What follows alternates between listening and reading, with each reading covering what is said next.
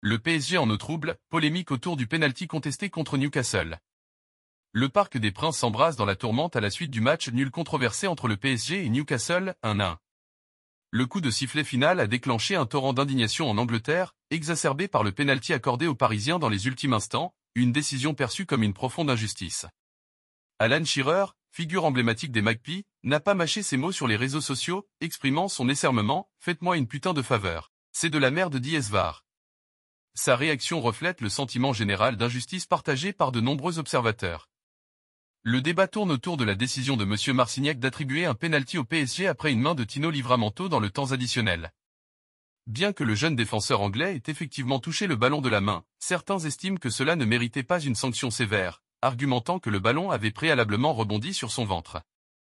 Le Daily Mail, titrant « Les Toons volés à Paris », s'interroge sur la légitimité de punir un joueur lorsque le ballon rebondit sur son propre corps avant de toucher son bras. La presse anglaise unanime qualifie cette décision arbitrale de scandaleuse, décrivant la fin de match comme « la plus essayurante possible Sun » et dénonçant un véritable scandale d'arbitrage, Daily Mirror. L'arbitre, après avoir visionné les images, a maintenu sa décision en accordant le pénalty. Le Daily Mirror se demande, incrédule, comment il a pu prendre une telle décision en toute conscience. Même Eddie Howe, l'entraîneur des Magpies, bien que mesuré, a exprimé son désarroi « Je pense que l'arbitre n'a pas pris la bonne décision. Il faut prendre certaines choses en compte à ce moment, la vitesse en premier, qui n'est pas la même que sur un ralenti. Je pense que la main va dans le sens d'un mouvement naturel du corps. C'est frustrant, mais c'est comme ça, on ne peut plus rien y faire.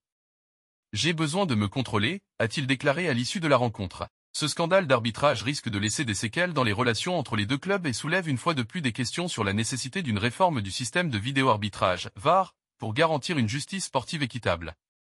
Affaire à suivre dans les prochains jours pour connaître l'évolution de cette polémique qui secoue le monde du football.